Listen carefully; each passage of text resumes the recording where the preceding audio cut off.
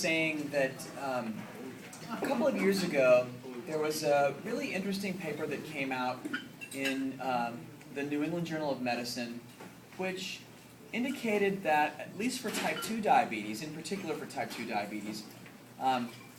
that diabetes is a so-called viral disease, in that your risk of having type 2 diabetes is a function of how many people you know have type 2 diabetes. Your risk of being overweight is also a function of how many people you know that are overweight. And a really detailed analysis was done in multiple cities throughout the country and kept revealing the same thing. That people who didn't know anybody in their immediate family or in their immediate circle of friends and colleagues who had type 2 diabetes were unlikely to themselves have that disease.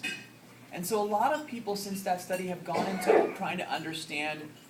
why is that the case. And one of the things that really has come out of that research is that type 2 diabetes is one of the most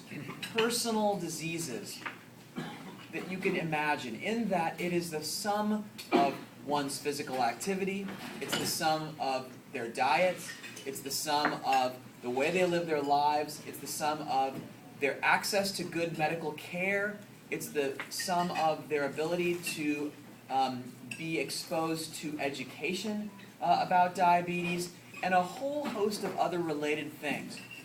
And so the ADA has come to understand that if you would like to really prevent, really, truly prevent and treat this disease, you need to understand more about how people live their individual lives. Because there is no one-size-fits-all approach for diabetes. And because of that, the ADA has started to develop programs geared at individual communities. And I just wanted to use this as a reason to highlight what Michael brought up just a few minutes ago, saying that the fact that we've coupled with San Francisco General Hospital to create a program that's focused on Latino patients living in the Mission District is different than saying we just have materials in Spanish.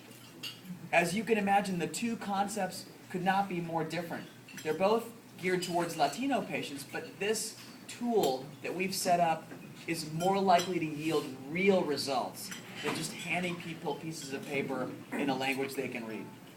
Same thing is true with respect to the endeavors that we're taking on in Chinatown. By engaging with civic leaders in Chinatown, respected physicians, and community organizers in Chinatown, we feel like we will make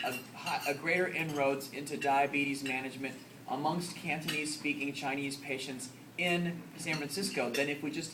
handed out a bunch of flyers written in Chinese that people could take home from whoever their doctor was. So I wanted to put a little bit of context behind why we are so enthusiastic about what those efforts are in a culture-specific, geographically specific, and in the end, patient-specific, patient-oriented way of getting our message across. Okay, so with that prelude, let me give you a little bit of the highlights in diabetes research over the last year, culminating with just a month ago now, the ADA's scientific sessions, which were this year held in Chicago, where the entire diabetes community of researchers worldwide come to one place to exchange ideas and present the latest, greatest, most cutting-edge science. And the ADA's meeting is the world's largest diabetes meeting every year, and that was the case this year as well. So in the time I have, I'm just going to tell you three brief stories about diabetes, both relevant to type 1 diabetes and type 2 diabetes. So with respect to type 1 diabetes, there's two really very